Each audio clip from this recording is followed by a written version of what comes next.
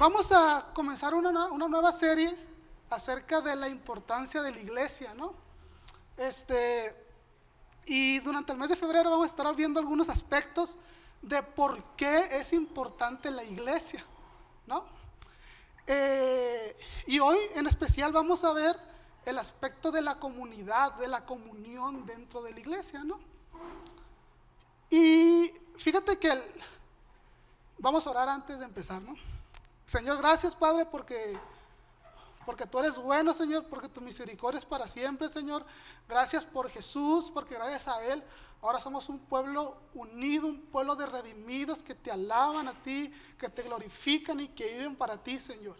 Y gracias porque esa comunidad que tenemos contigo, Señor, es trasladada, Señor, a la comunidad, a la comunión con nuestros hermanos, Señor. Gracias, mi Dios, porque eres bueno, Señor, porque nos bendices. Y que seas tú, mi Dios, quien hable esta mañana, que seas tú, Señor, quien toque el corazón, Señor, de cada uno de los que estamos aquí, mi Dios.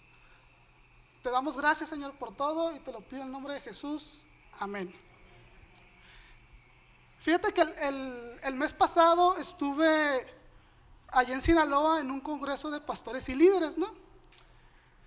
Y estuvo muy padre porque me tocó convivir con hermanos de la iglesia a la que yo iba cuando vivía en Sinaloa, ¿no? Y aunque voy seguido para allá, procuro ir cada tercer o cuarto mes,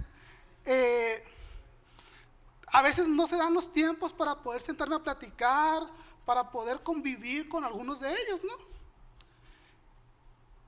Y también en ese congreso me tocó ver a hermanos de una iglesia cuando yo era niño, ¿no? Y estuvo bien padre porque estuvimos recordando muchas cosas, cuando jugábamos fútbol juntos, cuando veíamos las finales de fútbol, cuando comíamos juntos, cuando pláticas incluso hasta de teología, que nadie de nosotros sabía nada, pero nomás hablábamos por hablar, ¿no? Y no sé si te ha pasado que cuando dejas de ver mucho tiempo a una persona y empiezas a recordar lo que has pasado con esa persona, parece como si el tiempo nunca hubiera pasado, ¿verdad? Y por ejemplo, con el grupo de amigos que vi, pues yo tengo 30 años, todos andábamos, el más chiquito entre 25 años a lo mejor, y el más grande ya era un señor que ya es abuelo, pues.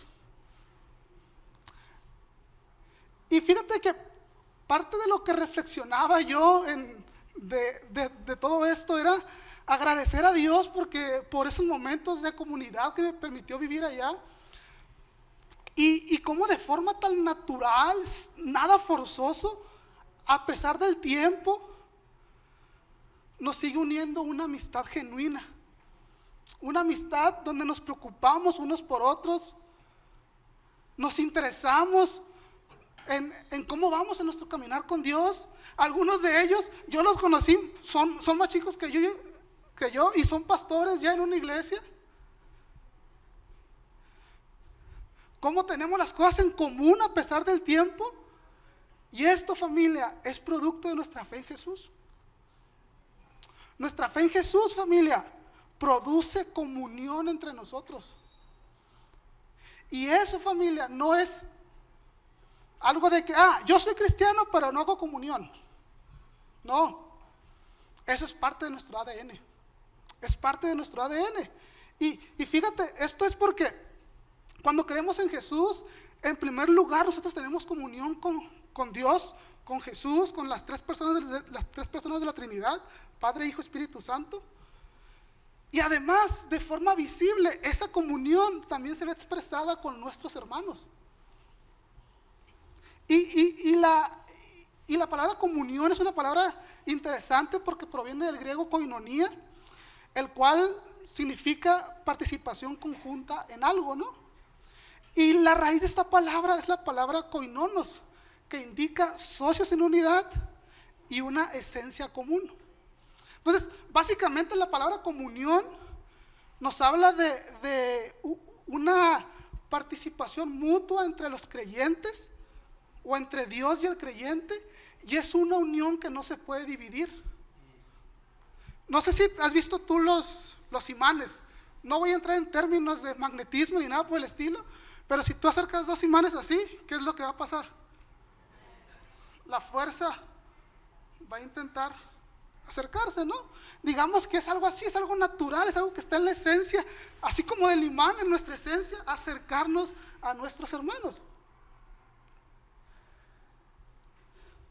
Entonces, tanto con Dios como con nuestros hermanos estamos íntimamente ligados en una relación que no se puede romper y donde tenemos todas las cosas en común, donde velamos los unos por los otros. Y hoy en esta miniserie acerca de la importancia de la iglesia, veremos por qué es importante la iglesia en la comunión. Y te voy a dar un spoiler, porque fuera de la iglesia en ningún lugar vas a encontrar comunión. Es el único lugar donde existe verdadera comunión. Y para ver esto vamos a remontarnos a la vida de los primeros cristianos y veremos cómo ellos disfrutaron de esa comunión con sus nuevos hermanos de una forma orgánica. Nadie los obligó, sino que ellos de forma voluntaria se unieron, en primer lugar para alabar a Dios, pero también para ayudarse unos a otros, para discipularse, para amarse, para velar por el bien de los demás. Así que vayamos a Hechos 2, versículos del 44 al 47. Lo voy a leer en la Nueva Biblia de las Américas. Todos los que habían creído estaban juntos y tenían todas las cosas en común. Vendían todas sus propiedades y sus bienes y los compartían con todos según la necesidad de cada uno. Día tras día continuaban unánimes en el templo y partiendo el pan en los hogares. Comían juntos con alegría y sencillez de corazón, alabando a Dios y hallando el favor con todo el pueblo. Y el Señor añadía cada día al número de ellos los que iban siendo salvos. En Hechos 2, Lucas nos narra los eventos de la fundación de la primera iglesia. Y es que gente de muchas partes del mundo habían ido a Jerusalén para la fiesta del Pentecostés. Y durante esa fiesta, el Espíritu Santo fue derramado sobre los creyentes, tal cual como Jesús se los había dicho en Hechos 1. Entonces ellos fueron llenos del Espíritu Santo, hubo señales, milagros, y posteriormente Pedro toma la palabra y predica uno de los mejores sermones registrados en la Biblia acerca de Jesús. La conclusión de Pedro es: ese Jesús al que ustedes los judíos crucificaron es el Cristo, es el Mesías prometido en el Antiguo Testamento, es el cumplimiento de las promesas de Dios, y hoy está sentado a la diestra del Padre, gobernando de forma soberana el universo. Y después de ese sermón, se nos dice que alrededor de 3,000, por acá por favor, ¿sí? Alrededor de 3,000 personas creyeron en Jesús. Como resultado de esto se fundó la primera iglesia, y a lo largo del libro de los Hechos vemos cómo Dios de forma soberana permitió que el evangelio fuera esparcido a todas partes y que la iglesia siguiera creciendo, ¿no? Y en los versículos 42 y 43 de Hechos 2 vemos cómo era la vida de la iglesia en la liturgia, es decir, en las reuniones de adoración, ¿no? Pero en los versículos 44 y 47 que acabamos de leer, vemos que como esa misma unidad que se reflejaba en las reuniones de adoración, se veía reflejada en la vida cotidiana de la iglesia. Esto a través de la comunión. Y hoy veremos algunos aspectos de esa comunión, cómo la disfrutaban los hermanos en la primera iglesia, la importancia de la comunión dentro de la iglesia y los resultados de esta vida de comunión. Porque la vida en la iglesia es una vida de comunidad. La vida en la iglesia es una vida de comunidad. Entonces, en primer lugar, vayamos al primer punto, donde dice: la vida en la iglesia es una vida de comunidad donde todos se involucran para el bien de todos. versículos 44 y 45. Todos los que habían creído estaban juntos y tenían todas las cosas en común. Vendían todas sus propiedades y sus bienes y los compartían con todos según la necesidad de cada uno. Si te fijas, en primer lugar vemos que Lucas dice que todos los creyentes estaban juntos. Y cuando dice todos, ¿a qué se refiere? A todos, ¿no? Y es que, como hemos dicho, para la fiesta de Pentecostés había venido gente de otras partes, algunos judíos, otros que no eran judíos, y todos ellos habían creído en Jesús por el discurso de Pedro, ¿no? Entonces, todos ellos se quedaron en Jerusalén para formar parte de esta nueva iglesia, o de la primera iglesia, mejor dicho. Y aquí no vemos que fueron obligados, no vemos de que haya sido a la fuerza, sino como los imanes, con una actitud voluntaria de ellos, se quedaron para estar en comunión con sus nuevos hermanos, ¿no? Y aquí había gente de muchos pueblos, gente incluso hasta de diferentes lenguas, pero todos ellos estaban unidos por su fe en Jesús. Y como hemos dicho, al haber creído en Jesús, el Espíritu Santo obró en sus vidas una obra de regeneración en sus vidas, de manera que en ese momento los unió con Dios. Y esa unión que ellos tenían con Dios fue visible en una comunión con sus hermanos. Y fíjate que es importante resaltar esto, porque a ellos lo que los unía era su fe en Jesús, aunque ellos fueran completamente diferentes, aunque tuvieran idiomas diferentes. Ahora eran un solo pueblo de redimidos. Y es importante porque nosotros buscamos relacionarnos con la gente con las que más tenemos cosas en común. Y creo que esto se da de forma orgánica, ¿no? Si tú ves allá en la esquina que están hablando de anime, ¿qué vas a hacer? ¿Y te gusta el anime? Pues te vas a ir para allá. Ahí están hablando de pádel. Ah, pues me voy con los del pádel. No sé por qué se rieron. Yo no dije nada malo del pádel, ¿eh? Entonces, tú buscas unirte o te acoplas, digamos, con las personas con las que tienes más cosas en común. Y aquí, a pesar de las diferencias culturales, del lenguaje que había, todos ellos decidieron unirse porque tenían la misma fe en Jesús. Y eso les permitía tener todas las cosas en común. Y es así como aquí en la iglesia, ¿no? Que tenemos un amplio espectro de personas con diferentes edades, con gustos bien diferentes. Pero lo que nos une es, como hemos dicho, nuestra fe en Jesús.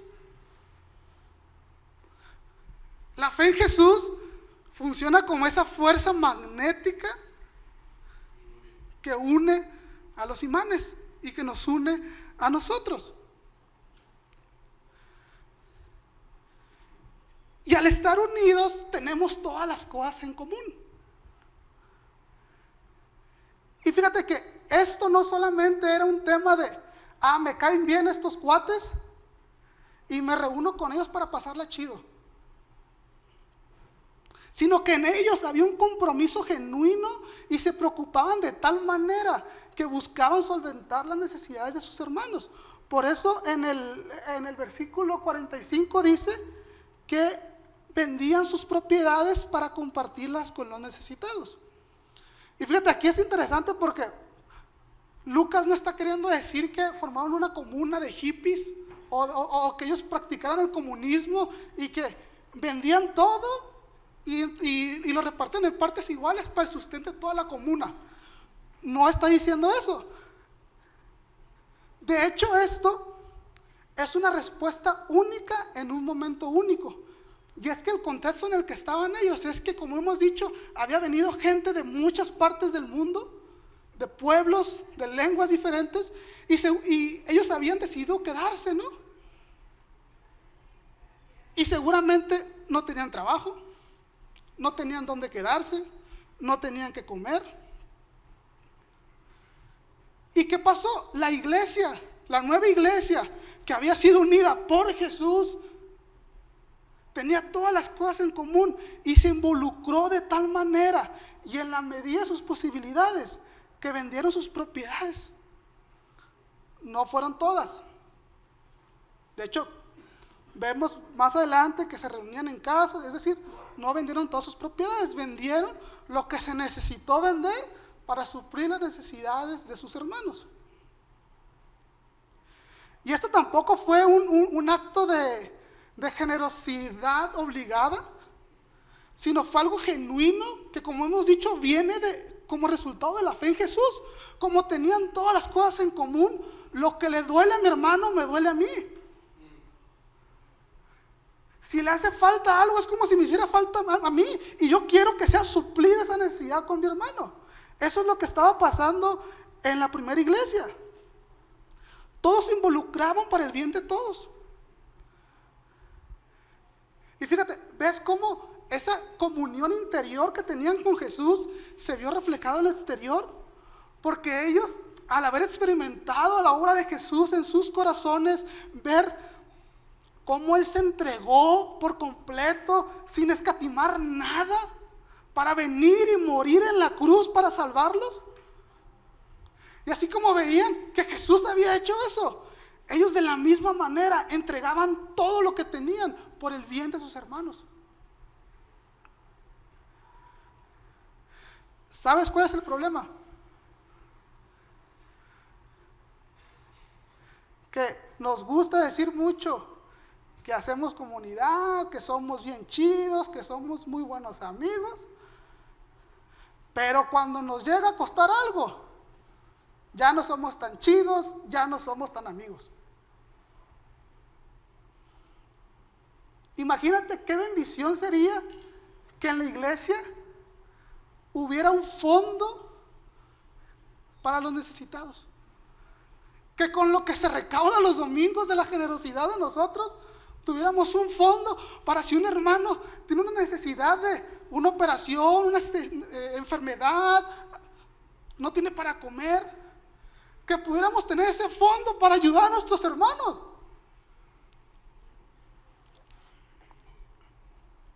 ¿Y sabes cuál es el problema? A veces ni para pagar la renta tenemos. Cuando nos empiezan a costar las cosas, desgraciadamente no somos tan chidos, no somos tan buenos amigos. Pero también no se trata de dinero siempre. A veces se trata de invertir tiempo y esfuerzo. Por ejemplo, cuando se ha hecho la invitación de venir a limpiar o de hacer arreglos aquí en la iglesia, la neta, son bien pocos los que vienen. Y cuando hacemos arreglos, no es para poner luces y que salga humo y un escenario más grandote y para vernos más cool. Son para beneficio de nosotros mismos. Hace como 2 o 3 semanas se invitó a la iglesia a que viniera a ayudar a Denise a pintar el cunero. ¿Sabes cuántos vinieron? 4 personas. ¿Cuántos estamos aquí? Y quiero honrar sus vidas y darle gloria a Dios por la vida de Denise, Pepe, Guillermo y Martín. Si se me pasa alguien más, disculpen, pero según yo fueron 4 los que vinieron. Y fíjate, decimos, somos una iglesia de muchos niños, amamos mucho a nuestros bebés. Pero cuando se trata de bendecir a nuestros niños, no somos capaces de quitarnos la flojera de venir un sábado y venir a ayudar y ser de bendición para esos niños.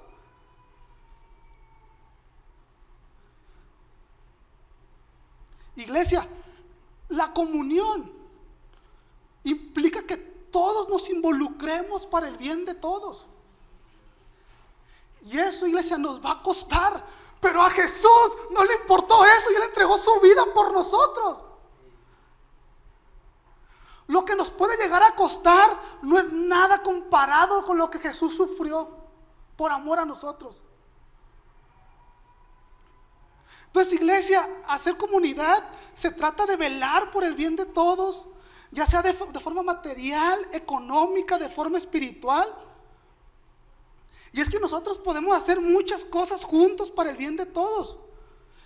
Y obviamente, y quiero ser justo en eso, todo va a ser en la medida de nuestras posibilidades.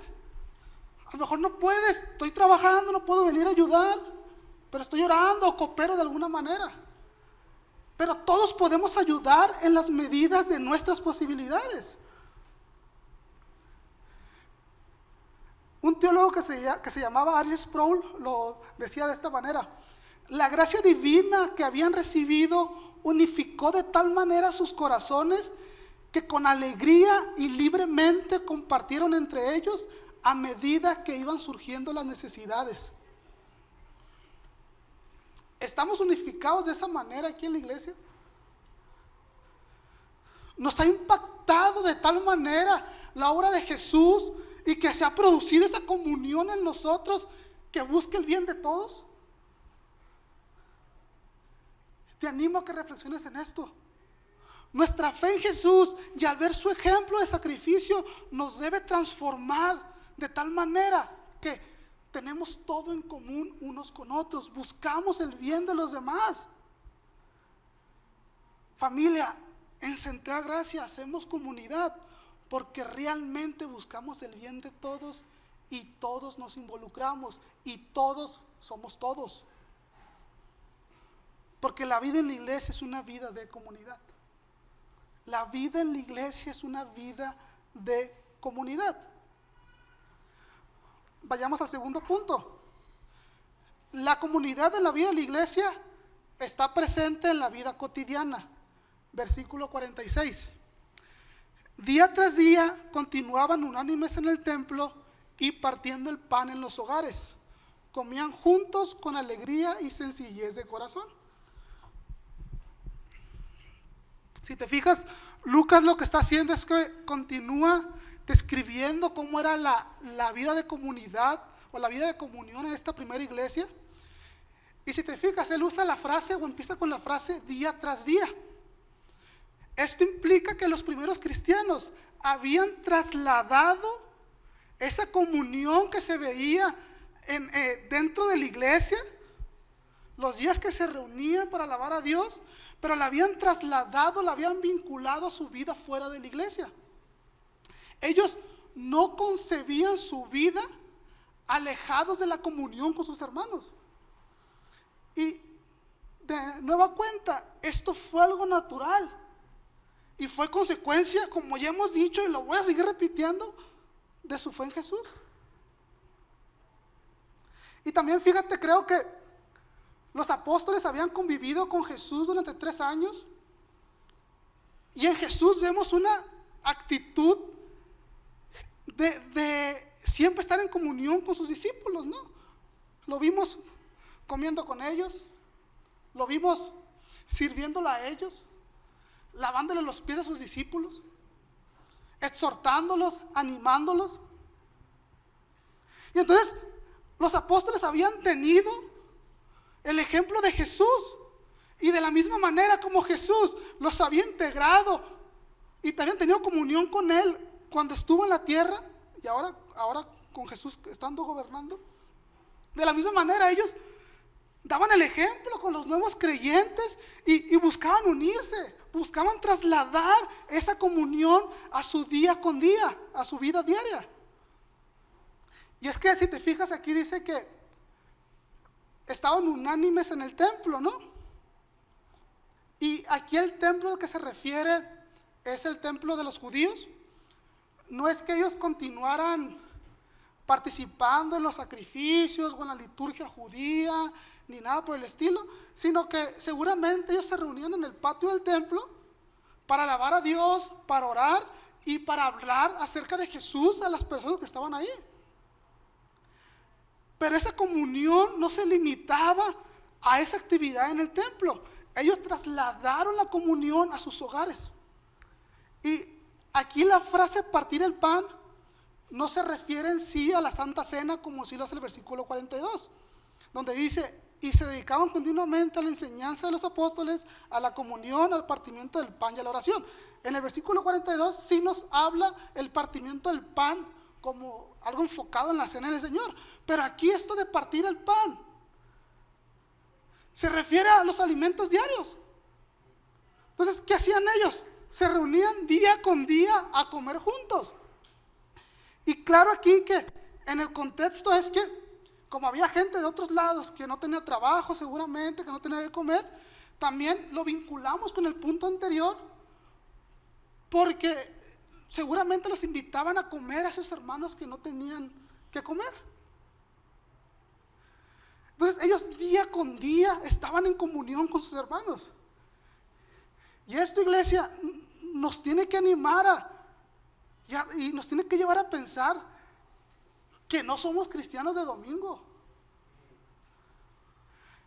Y a veces pensamos que somos cristianos de quincena. O a veces pensamos que somos cristianos cuando nos toca servir. Llegamos tarde,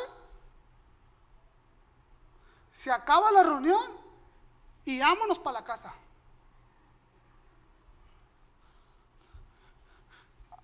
A lo mejor si no lo vimos un domingo, no sabemos nada de él hasta el otro domingo, o hasta el otro de 2 o 3 meses.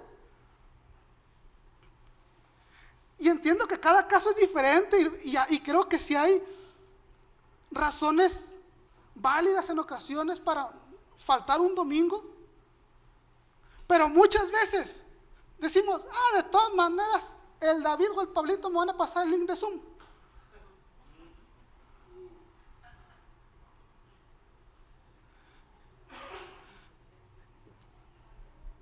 Creo que nos debe llevar a reflexionar eso. Ya me levanté tarde, ya no voy a alcanzar a llegar. Ya me regañó el David por llegar tarde, mejor no voy, van a decir. Vente, pero despiértate más temprano.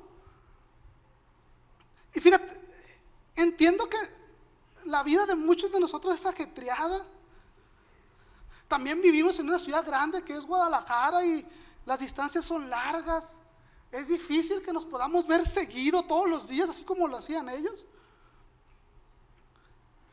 Pero familia, nosotros somos bendecidos, somos más bendecidos que los cristianos del primer siglo en el sentido que tenemos tecnología. Como Patricio, tenemos tecnología. Esto me ocurrió ahorita, no tuve que decirlo. Tenemos teléfonos celulares, tenemos redes sociales, hay aplicaciones de videollamada. Realmente, familia, si no tenemos comunión es porque no queremos. Si nos aislamos es porque realmente queremos.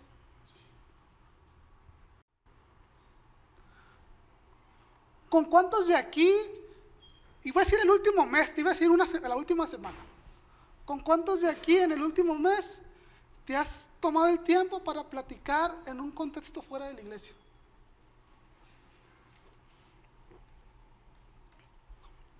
A ver, yo esto se lo decía a otra persona hace algunas semanas. Tú, líder de ministerio, ¿hace cuánto que no hablas con las personas que te ayudan o que sirven en el ministerio, en el que estás a cargo tú, de algo que no es el ministerio?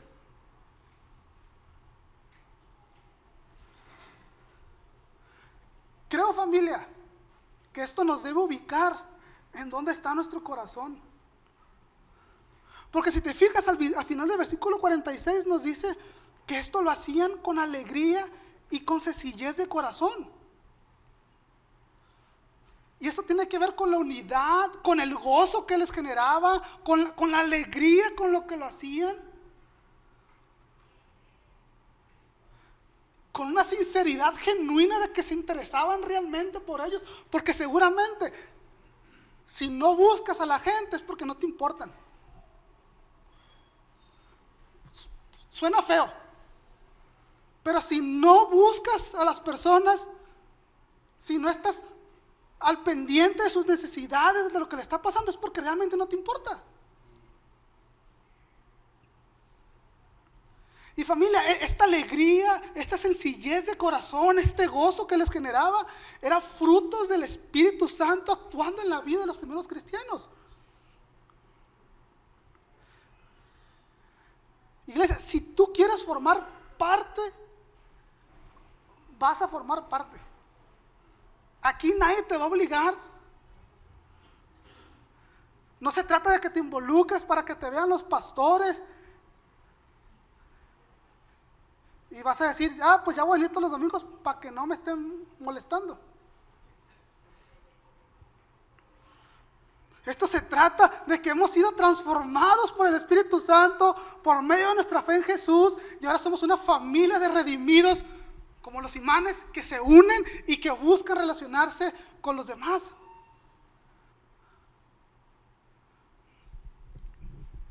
Y fíjate, también en ocasiones hacemos grupitos y reducimos nuestros grupos de comunidad a unos cuantos solamente. Y fíjate, creo que es algo natural en el sentido de que hay gente con la que tienes más confianza, hay gente con la que pues tienes más libertad de contar ciertas cosas, ¿no? Y de convivir de cierta manera. Y eso lo entiendo yo. Y también entiendo que aunque seamos una iglesia pequeña, a veces es difícil poder conocer a todos por completo, ¿no? Pero, ¿te has dado el tiempo de conocer a alguien nuevo de la iglesia en el último mes? ¿Has buscado conectar con alguien más, conocer su historia, saber por lo que está pasando? ¿O prefieres estar encerrado en tu grupito? Acuérdate que la comunidad, la comunión es con todos. No es con tu grupito solamente. No nos encerremos en nuestro grupito. Busquemos que hacer comunión sea algo cotidiano en nuestras vidas. No seamos cristianos de domingo, sino busquemos conectar con nuestros hermanos todo el tiempo. Esta iglesia es parte de nuestro ADN. Es parte de lo que somos, como un nuevo pueblo redimido por Jesús. Iglesia, la vida en la iglesia es una vida de comunidad. La vida en la iglesia es una vida de comunidad. Y ahora, esta comunión empezó a tener resultados con las personas de afuera de la iglesia. Y esto nos lleva al tercer punto. La comunidad en la iglesia alaba a Dios y le testifica. Versículo 47. Alabando a Dios y hallando favor con todo el pueblo, y el Señor añadía cada día al número de ellos los que iban siendo salvos. Entonces, si te fijas, todo lo que hemos hablado hasta ahorita empezó a dar resultados. En primer lugar, nos dice el versículo 47 que ellos alababan a Dios. Y es que la transformación que estaba ocurriendo en esta iglesia, como ya hemos dicho, se reflejaba en su vida diaria, y en ellos había un testimonio de un verdadero cristianismo. Y esto, iglesia, esto alaba a Dios de forma natural. Vidas que están sometidas a Jesús, que viven para Él, que viven para su gloria, que buscan conocerlo, que fortalecen su comunión con Él día con día. Son vidas que en lo visible, en tu carácter, en tu forma de ser, en cómo te relacionas con los demás, todo eso lo impacta directamente.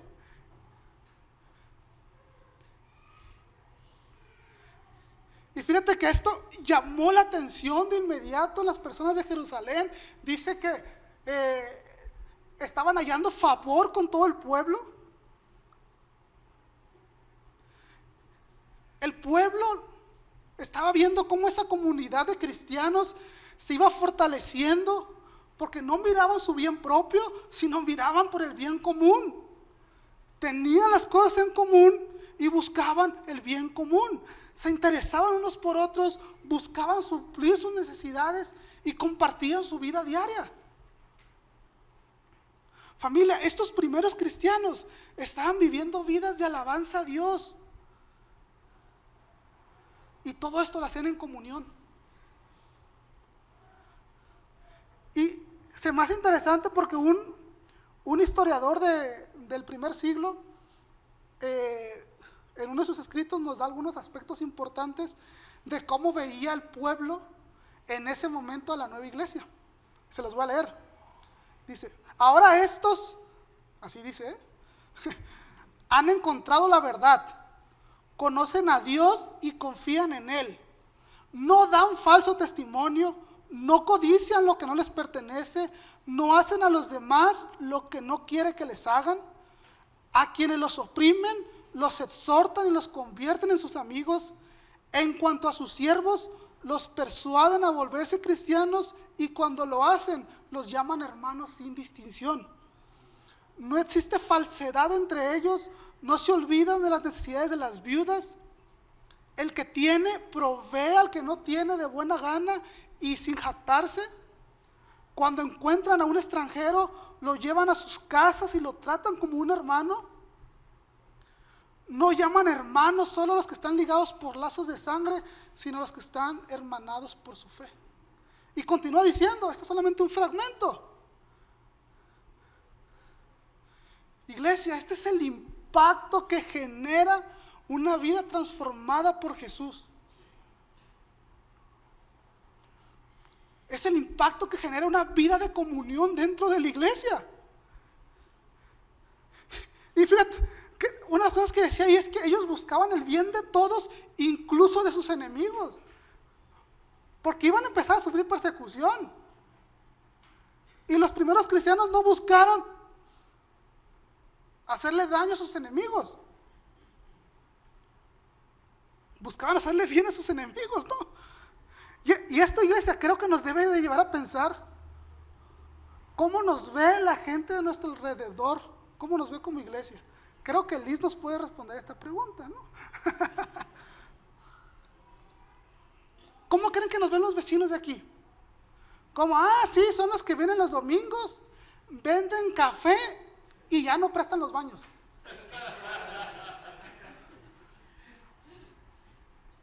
Así nos ven, Liz.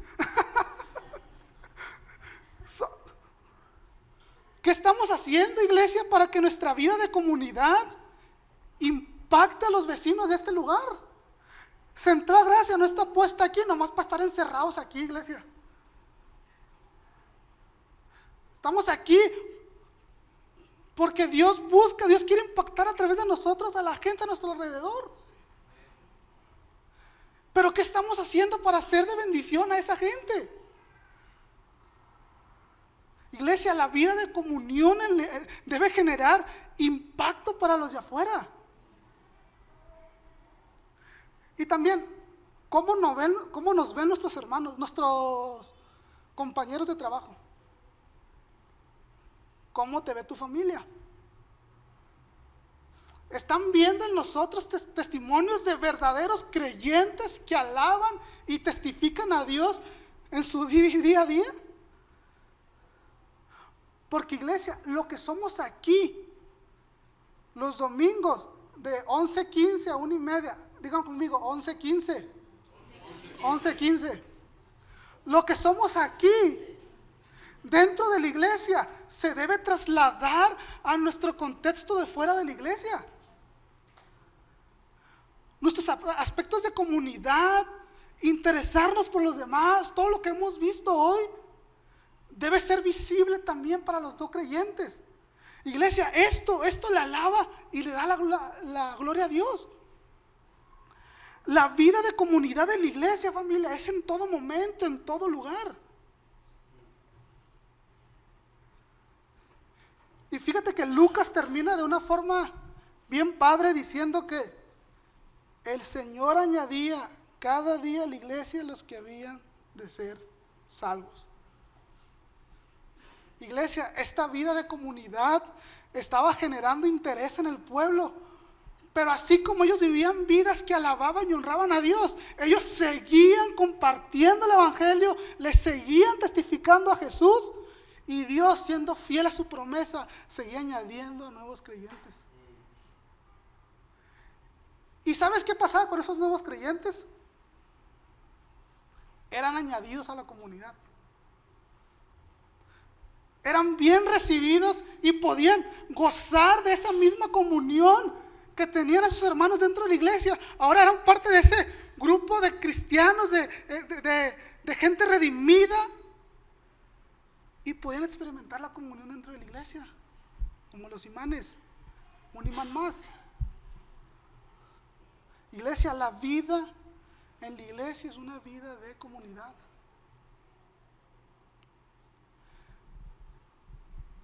Después de esto, vamos a ver que, en el libro de los Hechos ves que el evangelio continuó expandiéndose, llegando a otros pueblos, a otras naciones, pero junto con ello vino persecución también. Pero así como vino persecución, Dios siguió siendo fiel a su promesa, los preservó, los cuidó y los mantuvo unidos. Otra vez el imán. El evangelio fue expandido en todas partes. Iglesia, nosotros, Central Gracia, somos resultado de esa obra de evangelismo y de esa vida de comunión que tuvieron los primeros cristianos. Iglesia, consideremos que la comunión no es solo una parte de nuestra vida como creyentes, debe ser un eje central en nuestra vida, porque está dentro de nuestro ADN.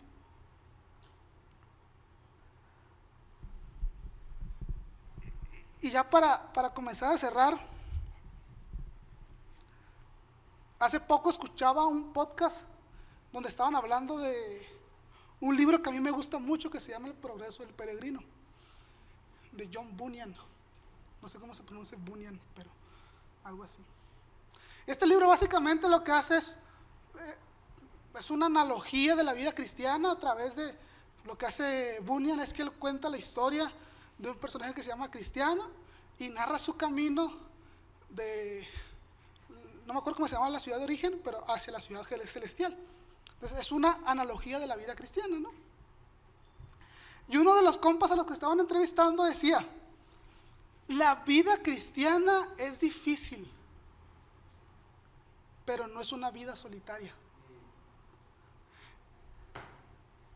Porque justamente el progreso del peregrino lo que hace al final es que Cristiano se reúne con todos los amigos que hizo en el camino, se reúne con ellos en la ciudad celestial, ¿no?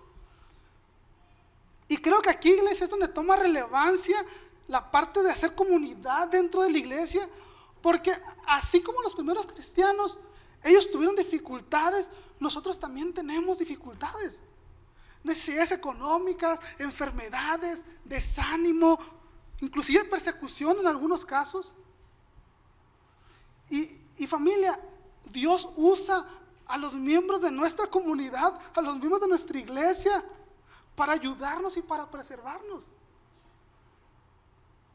Y familia, de ahí viene la importancia de estar en comunión. Pero en muchas ocasiones preferimos sufrir, vivir aislados, que nadie se entere de nuestros problemas.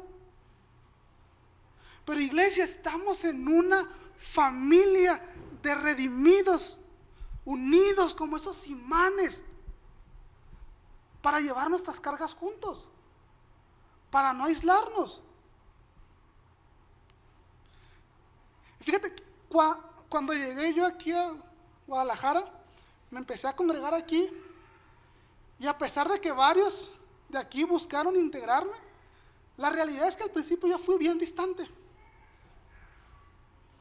A lo mejor más de uno, Ches, Coco, Pepe, se han de acordar.